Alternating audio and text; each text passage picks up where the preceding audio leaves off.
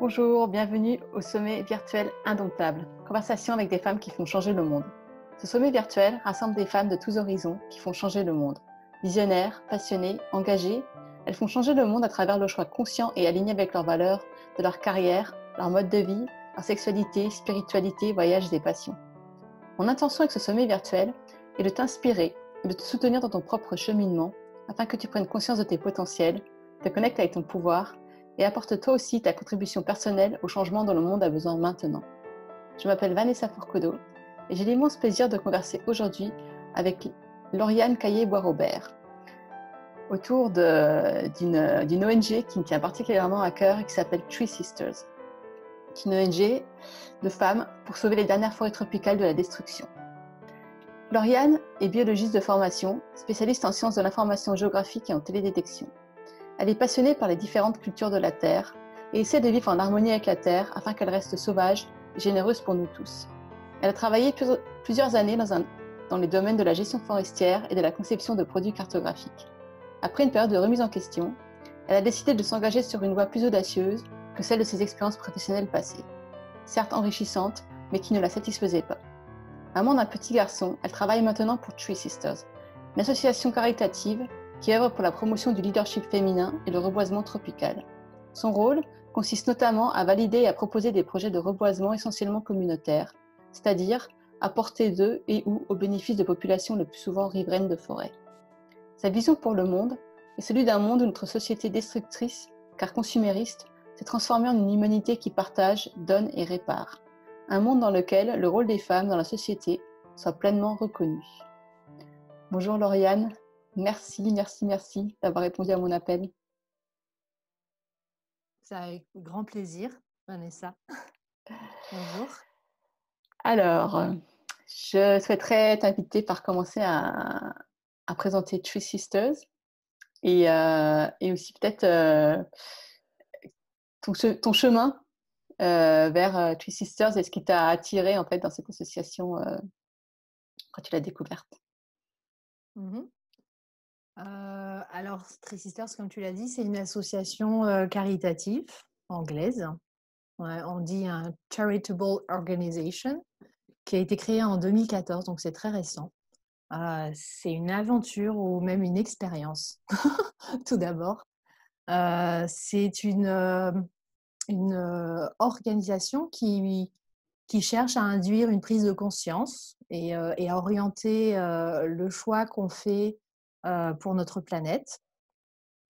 Notamment, un des choix que nous faisons, c'est de financer des projets de reboisement et de préservation de forêts tropicales. C'est une organisation qui s'adresse principalement à des femmes.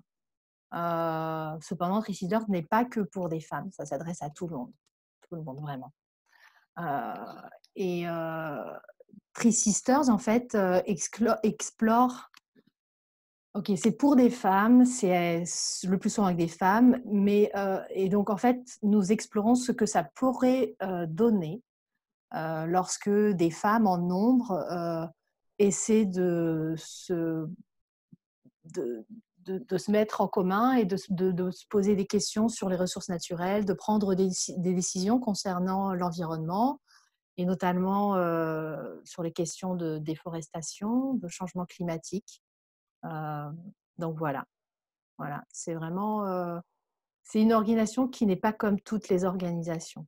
C'est ce que je dis, c'est une expérimentation et on va voir ce qu'on peut faire entre femmes, avec des femmes, sous leadership féminin. Voilà.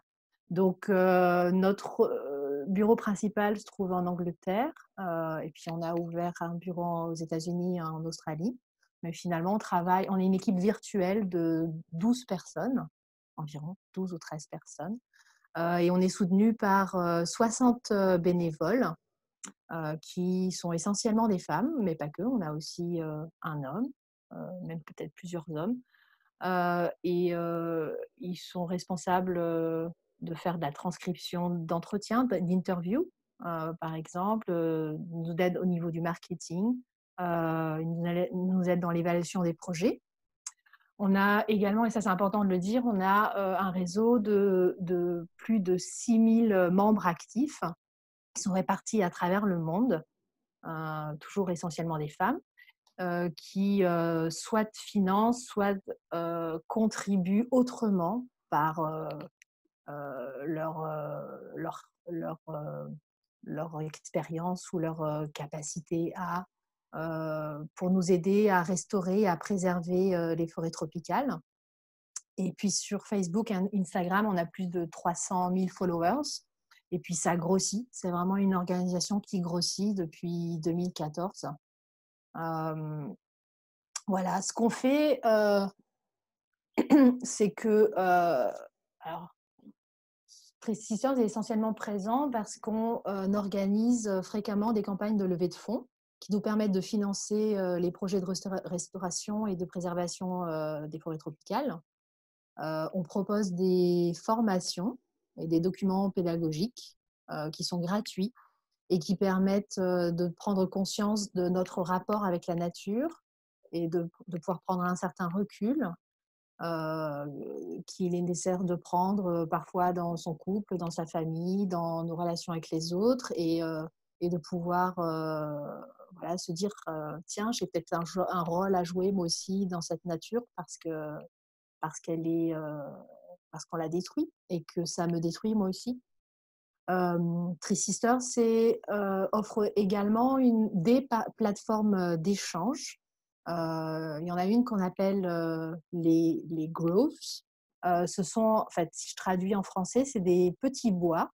C'est-à-dire qu'on a des groupes qu'on pourrait dire, on peut rappeler des cercles de femmes qui sont répartis partout dans le monde. Et donc ces plateformes d'échange, alors ça peut être par l'intermédiaire d'une application, d'un software, ou c'est carrément des personnes qui se rencontrent en personne. Donc, elles peuvent échanger leur expérience, partager, elles peuvent s'entraider, elles peuvent s'encourager. Et souvent, ces growths vont avoir envie de prendre de créer un projet, donc de prendre un certain leadership, d'essayer de mobiliser autour des questions environnementales. Elles vont essayer de créer des espèces de marche, enfin de marche pour la planète, voilà, pour résoudre les problèmes de changement climatique. Voilà. Je ne sais pas si ça répond à ta question. Si, donc il y a vraiment, bon, moi je connais bien Stray Sisters aussi. Ah Il y a vraiment ces deux volets, le volet reboisement, donc projet, soutien de projet au niveau financier, et l'autre volet qui est plus de formation, aussi de soutien, de prise de conscience et de faire évoluer la conscience. Et quand je t'écoutais, j'avais envie que tu nous parles de donc, Claire Dubois, la fondatrice de Tree Sisters. Elle parle souvent de faire évoluer l'espèce humaine d'une espèce oui, de consumériste vers une espèce restauratrice. restauratrice. Et est-ce que tu voudrais nous en dire quelques mots de plus? Euh, ben, moi, avant de venir vers Tree Sisters, je pense que depuis que je suis enfant, c'est ce que j'essaie de faire.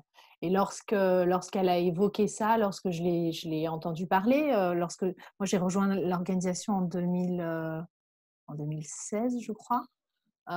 Pour moi, enfin ça a tout de suite m'a tout de suite, je me suis dit, tiens, c'est enfin une organisation pour moi. Parce qu'avant, je travaillais dans la gestion des ressources naturelles, et donc vraiment dans la gestion orientée, on va dire, production, exploitation, même s'il y a un volet conservation, évidemment. Mais c'était une approche complètement différente. Là, ce qu'on propose de faire à Tree Sisters, ce que Claire propose de faire à Tree Sisters, c'est vraiment parce qu'on peut dire qu'on voudrait, enfin tout le monde, je pense qu'aujourd'hui, à l'heure actuelle, tout le monde aimerait se dit tiens, il y a quelque chose à faire pour la planète et il faut qu'on se mette à des technologies vertes et que, tiens, il faut que j'arrête d'utiliser beaucoup d'eau. Il y a plein de gens qui se disent ça. Mais je crois que ce qu'elle veut dire, c'est vraiment, vraiment d'en prendre profondément conscience. Et pour ça, je crois que ça implique de vraiment se reconnecter à la nature, écouter avec toute la fragilité, parce que nous, l'espèce humaine, on est des espèces complètement fragiles. Et qui de mieux placé que la femme pour le dire, avec toute sa fragilité. Et quand on est fragile, c'est là qu'on se pose des questions, qu'on réfléchit et qu'on essaie de rectifier le tir. Donc, je crois que c'est ça que Claire veut dire quand elle veut dire passer de l'espèce consumériste à l'espèce restauratrice. Mmh. Et pourquoi Three Sisters s'adresse, on va dire, pas que, mais quand même principalement, aux femmes? Euh, Parce que les femmes, elles ont toujours entretenu un rapport, je ne sais pas si je peux dire privilégié, mais plus important avec la nature que les hommes. Déjà du fait de leur fonction. Enfin, moi, quand je regarde ma grand-mère autrefois, et puis quand je regarde dans les pays du Sud ou les pays en voie de développement dans lesquels on travaille, ce sont les femmes qui vont traditionnellement cueillir les plantes médicinales, les autres plantes et les champignons comestibles. Et ce sont elles qui travaillent dans leur jardin et qui pratiquent l'agriculture de subsistance, donc pour nourrir leur famille. Les hommes, eux, vont davantage vers d'autres types d'activités qui sont plus lucratives.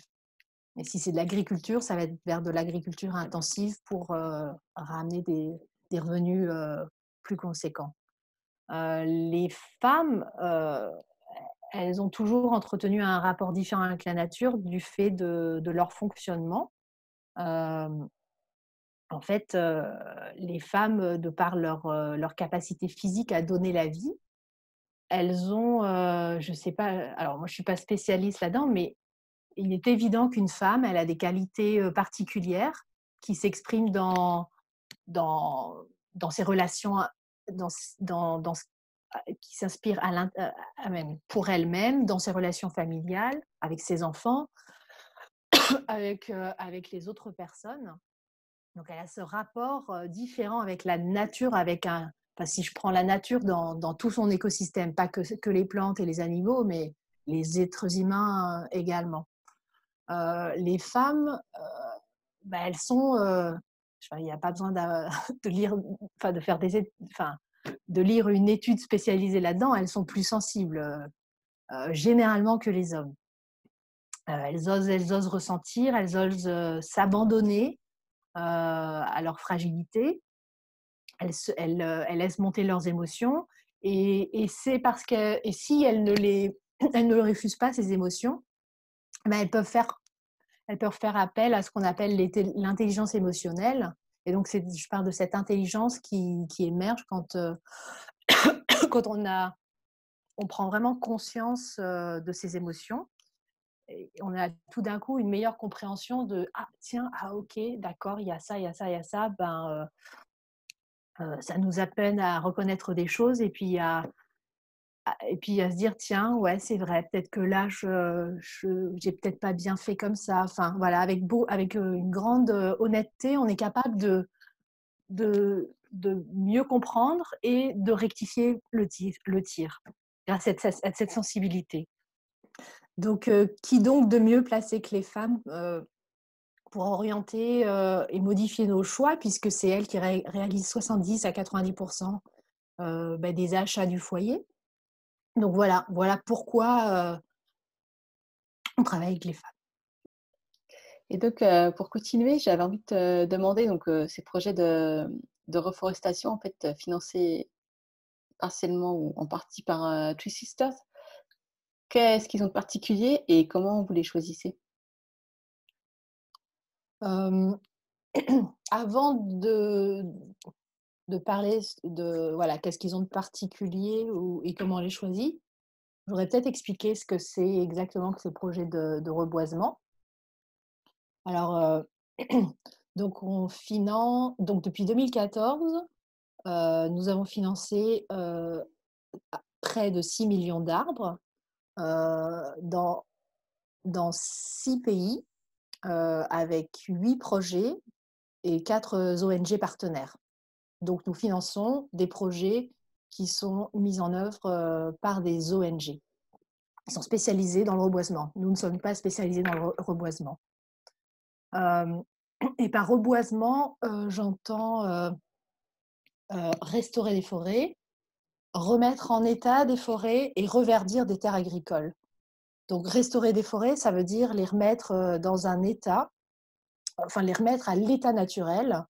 Donc, on part d'une forêt dégradée, donc abîmée, et on essaie de retrouver la même diversité d'espèces, de la structure et le fonctionnement qu'il existe dans une forêt naturelle aux alentours. Donc ça, donc il y a des projets qui font ça et ou qui remettent en état des forêts, mais c'est-à-dire qu'elles restaurent le couvert forestier. On peut planter des arbres, mais pas forcément toutes les espèces qui existent en forêt naturelle. Et on ne va pas forcément réintroduire tous les animaux qui existent en forêt naturelle, mais on va quand même reconstituer un couvert forestier qui est important pour maintenir les sols en place et autres services écologiques. Euh, Et donc voilà.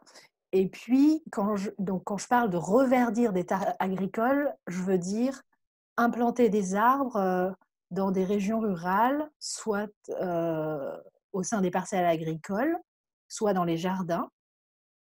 Et ça permet de restaurer une certaine fertilité du sol. Donc voilà, ça c'est vraiment le reboisement. Parce qu'on peut se dire, tiens, c'est que peut-être qu'on s'imagine que le reboisement, c'est je crée une forêt totalement naturelle. Oui, et il y a autre chose. Euh, par, euh, par reboisement, alors le reboisement, ça veut dire ça consiste en deux choses. Ça consiste à planter des arbres, mais ou alors ça consiste à ce qu'on appelle faire de la régénération naturelle assistée.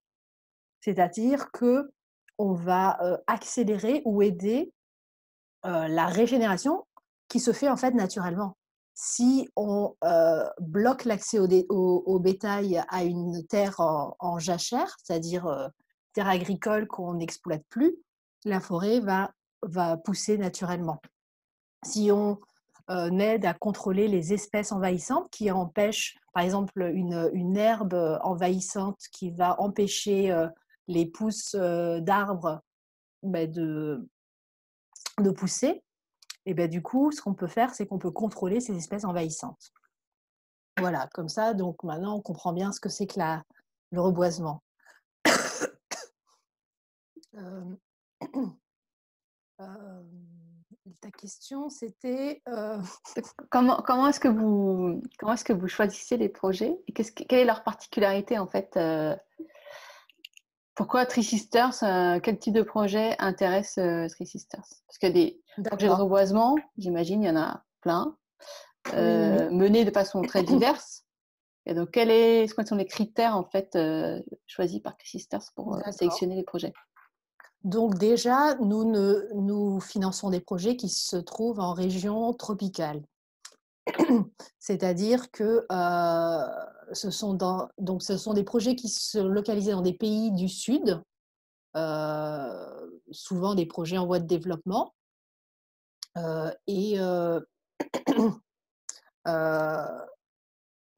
fait, on cherche à travailler dans des régions où on trouve soit de la forêt tropicale humide, comme en Amazonie, de la forêt tropicale sèche, comme notre projet au Tamil Nadu en Inde ou notre projet à Madagascar, des zones de mangroves, comme un de nos projets à Madagascar, des zones de forêt tropicale dites pluvieuses, comme notre projet de reforestation au Mont Kenya, qui est une forêt d'altitude, ou alors ça peut être des forêts tropicales marécageuses, comme on pourrait en financer en Indonésie, dans les tourbières, par exemple.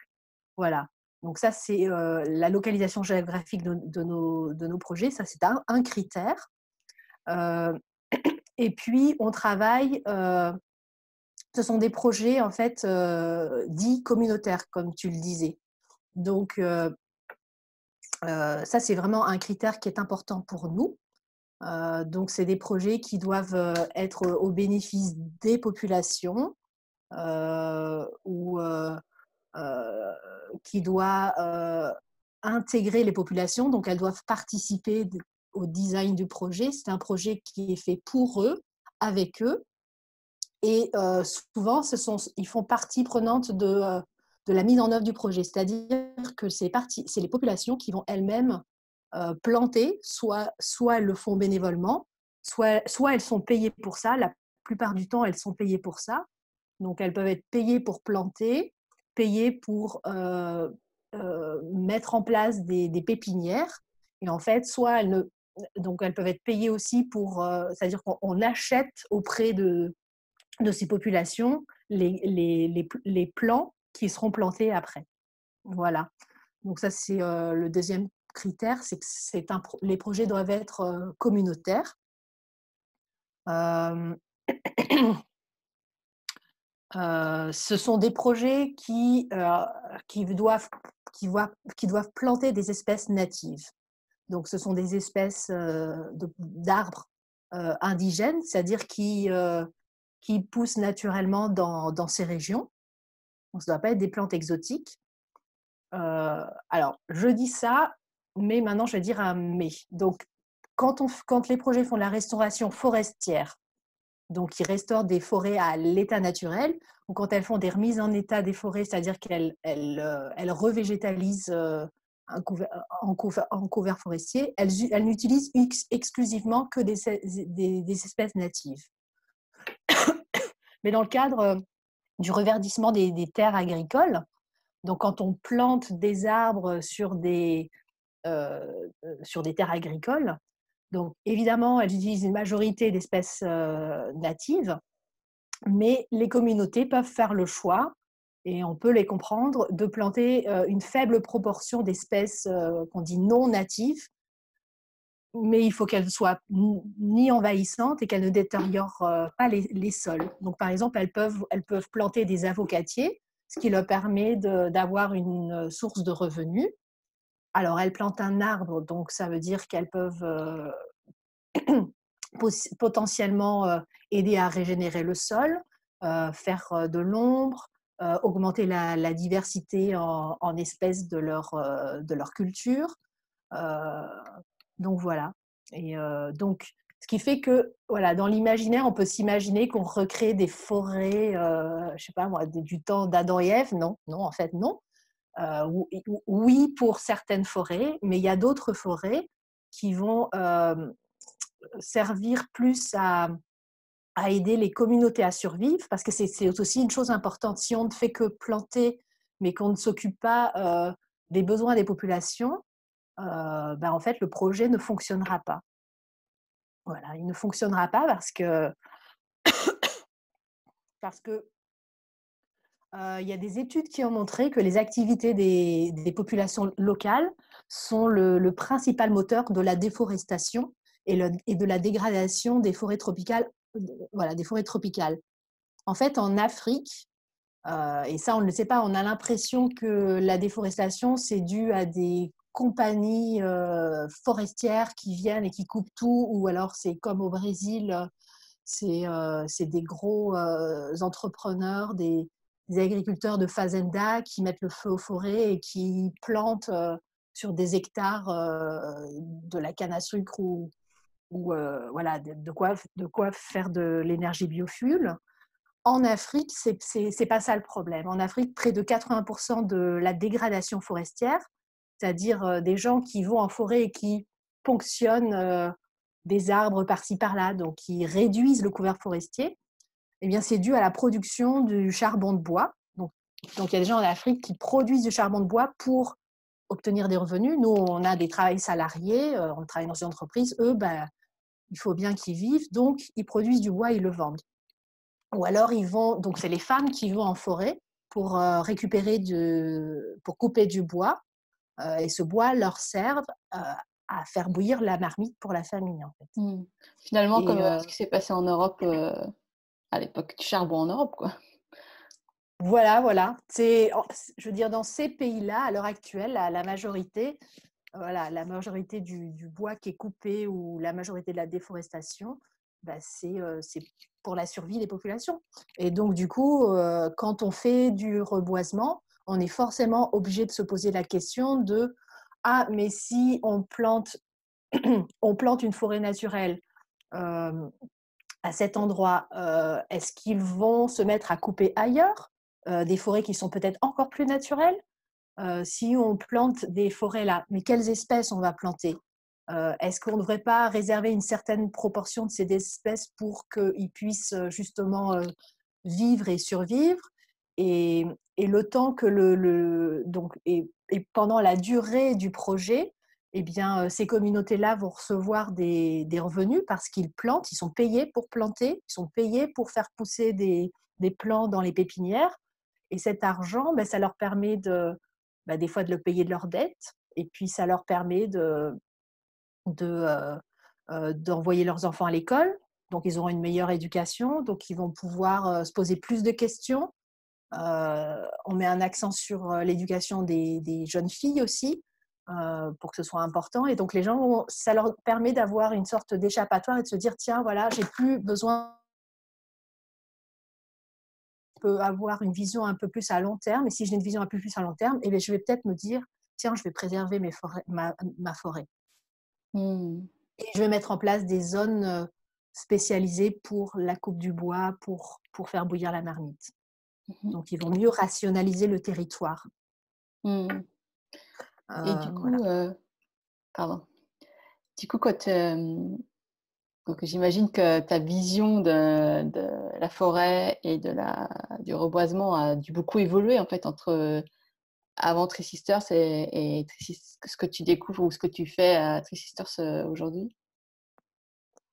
Oui, bon, il y avait des choses que je connaissais déjà, mais j'avoue qu'il y a peut-être des choses que je connaissais sur le papier pour avoir lu, parce que voilà, mais on va dire qu'en travaillant sur ces projets, en se rendant sur place, parce que donc Three Sisters ne fait pas la partie monitoring, c'est-à-dire qu'on ne regarde, donc on fait pas des visites sur place pour vérifier euh, l'état des sites de plantation.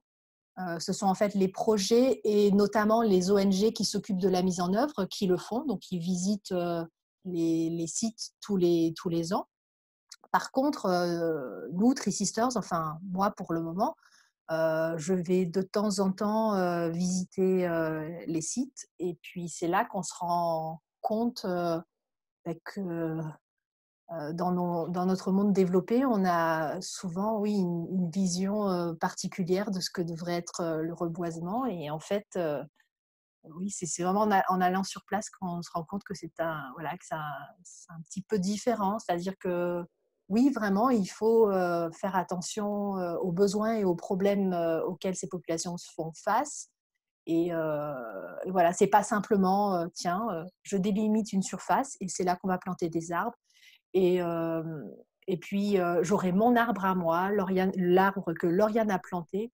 Mais non, parce que l'arbre que Lauriane a planté, dans 200, si ça se trouve, dans 20 ans, il sera remplacé par une autre espèce. Parce que la forêt, en fait, elle est dynamique.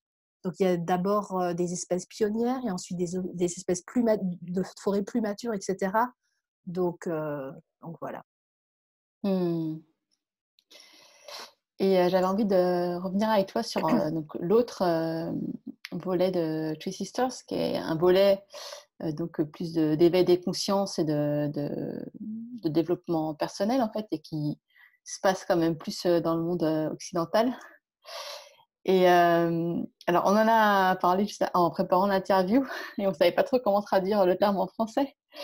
Mais je pense que ce serait quand même, intéressant que tu nous partages, ce que toi tu sais, c'est ce terme de Feminine Nature-Based Leadership, donc ce leadership au féminin basé sur la nature, sur les cycles de la nature, et en particulier comment c'est mis en œuvre au sein de l'organisation Three Sisters.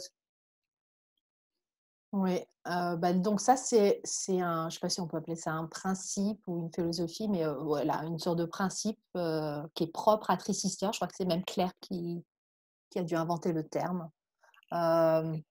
Donc c'est que, en fait, c'est voilà, c'est basé sur le fait que c'est important voilà, de, de se connecter à la nature. Alors par connecter, ça peut être c'est-à-dire que je regarde la nature et je vois ce qu'elle peut m'inspirer. En fait, il peut y avoir parfois même une communication avec la nature. Il y a des gens comme ça qui, je ne sais plus qu'on appelle ça, qui communiquent. C'est pas qu'ils communiquent, mais ils utilisent le cheval. Je sais pas, tu dois certainement connaître comme un intermédiaire pour que la personne puisse se poser des questions sur elle-même à travers les sensations et les relations qu'a avec le cheval. Donc du coup, enfin, je veux dire, on a tous expérimenté ça, on a tous regardé un beau ciel en se disant: «Mais c'est incroyable, mais je ne dois pas être seule sur cette terre», ou voilà, des choses comme ça. Donc c'est ça, nature based, c'est se reconnecter avec la nature, et ça peut aller, même encore plus loin que juste regarder le ciel et dire: «Tiens, il doit y avoir quelque chose, derrière, c'est pas possible, c'est tellement beau». Voilà, ça part de ça et quand on part de ça et qu'on fait ce travail de reconnexion à la nature, on est capable, beh, c'est un travail qu'une femme est capable de faire parce qu'elle expérimente la nature à travers, son cycle de règles, heu, qui, heu, qui est apparemment, très similaire au cycle de la lune.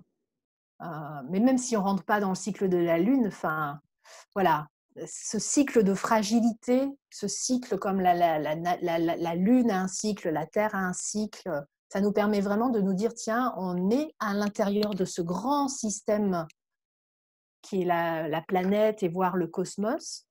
Et donc ça nous en fait, en partant de ça, eh bien, on peut se dire que tiens, les femmes vont essayer d'orienter, de guider euh, vers un changement, vers une prise de conscience de choses qui ne vont pas, quoi. Dans les relations hommes-femmes, dans les relations avec notre planète, voilà. Mmh. Et une des choses en lien avec c'est presque un changement de paradigme, en fait. Une des choses qui, moi, m'avait beaucoup intriguée ou quand j'ai découvert Three Sisters, c'était vraiment comment l'organisation met en application aussi le cycle des saisons dans la gestion d'organisation, dans la Oui, comment dire? Ouais, dans la façon dont l'organisation fonctionne. oui, oui, oui. Bah, par exemple, les campagnes de levée de fonds, elles sont faites à un certain moment de l'année. Certainement au moment où on est plus à même de porter des fruits. Donc, ce serait à la fin de la saison de l'été, début automne. Hem, heu, j'ai encore ma quinte de toux qui redémarre. Donc, à Three Sisters, on adapte, le planning de nos activités, en fonction, de la saison. Parce que dans une année, il y a donc 4 saisons et à chaque saison correspond un niveau d'énergie et à des choses qu'on peut faire. Donc par exemple, en été, on est plus à même de créer, parce on est débordant d'énergie. Ça correspond à la saison où les arbres, les plantes fructifient, donc nous aussi. En hiver, on est plus dans un mode, je vais dans ma grotte et je réfléchis un petit peu. D'ailleurs, on prend toujours des bonnes résolutions, à la période de Noël, jour de l'an. Donc voilà, alors à Three Sisters, on fait la même chose. Ce qui fait que nos campagnes de levée de fonds, on va les faire à la fin de l'été. C'est le moment de ça correspond au moment de la moisson, par exemple en France. Et on va voir, alors ce ne sera pas une campagne de levée de fonds, mais ce sera une campagne plus d'émancipation, enfin, qui tourne autour de la femme, sur l'émancipation de la femme, au début, vers le mois de mars et avril. Voilà. Parce que c'est juste avant le printemps, donc c'est juste avant qu'on rentre dans une période où on se prépare. Donc ça, c'est la période du printemps où on germine, en fait, où on rentre en germination pour pouvoir ensuite fructifier pendant l'été. Et Three Sisters, donc au niveau personnel, au niveau, on va dire, gestion des ressources humaines, euh, il y a quelque chose qui est très, très à part, que j'ai jamais rencontré ailleurs. C'est que, donc quand on a une réunion, déjà, on explique, donc on a une sorte, donc on appelle ça check-in, donc on regarde un peu si tout le monde va bien, donc ça commence par ça, un tour de table où on voit si on va bien.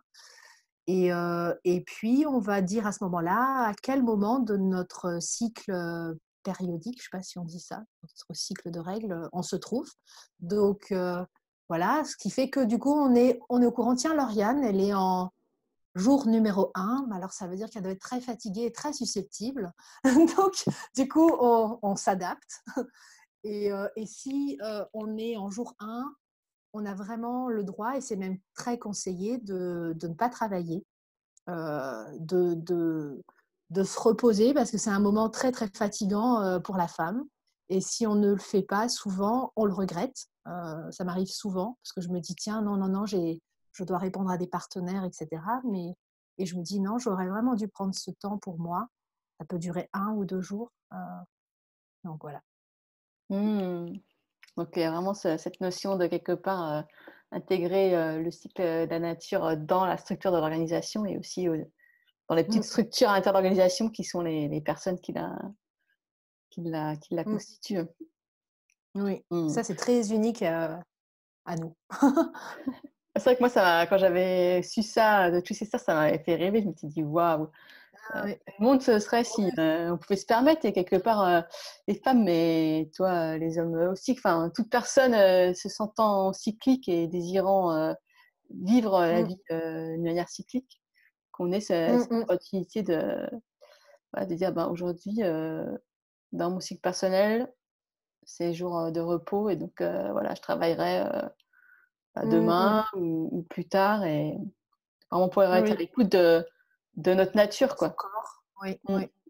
Et on n'est absolument pas dans ce genre de culture-là. On est dans la culture productiviste et si je ne fais pas ça, mais c'est mon voisin qui le fera et je vais perdre mon contrat et voilà. Et donc on continue. Et même si on est fatigué, même si on est malade, et surtout si on n'est pas, si on est indépendant ou si on est salarié, eh ben, on se dit, ben non, je suis malade, mais non, je continue. Sinon, je vais pas. Voilà, on va me remplacer par quelqu'un d'autre. Mmh. Et donc, pareil, en préparant l'interview, on me disait qu'il y a peut-être un appel, en fait, que tu avais envie de lancer aux personnes qui nous écoutent. Alors, moi, j'ai envie de dire, finalement, femmes et aussi hommes, et en fait, toute personne qui se sent inspirée ou qui résonne Oui, avec ce que Two Sisters. parce que Claire, voilà, parce que Claire a dit que elle voudrait que ce soit normal pour tout le monde de donner pour la planète, pour que chaque individu puisse passer enfin, pour qu'on puisse passer d'une espèce consumériste à une espèce restauratrice. Et ça concerne aussi bien les hommes que les femmes. L'appel que moi je voudrais lancer, c'est que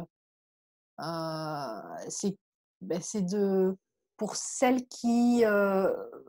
bah, qui comprennent pas forcément tout ce qu'on vient de dire ou qui voudraient explorer plus, d'aller sur le site de Three Sisters et d'aller dans la catégorie qui s'appelle Grow Yourself, qui veut dire grandir ou se développer.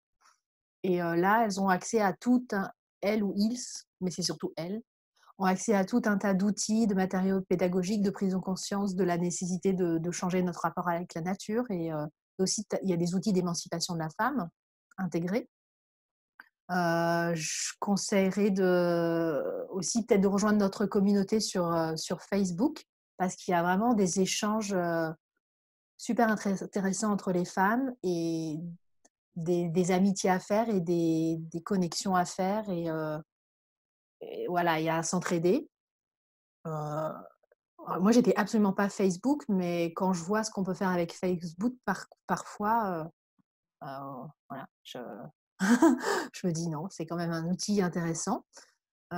Et puis pour ceux qui voudraient aller plus loin, peut-être s'abonner à on a une lettre mensuelle, qui parle de tous ces outils qu'on met à disposition, des cours qui vont avoir lieu, des projets de restauration forestière dont je parlais. Voilà. Et puis il y a toujours aussi possibilité de faire un don. Heu, donc à chaque fois qu'une personne fait un don, il y a 80 qui va directement financer les projets de reforestation. Donc nous, on ne prend aucune commission dessus. Et il y a 80 qui nous servent à développer ce réseau de growths dont j'ai parlé juste avant, ce réseau de petits bois ou de groupes de femmes répartis à travers le monde.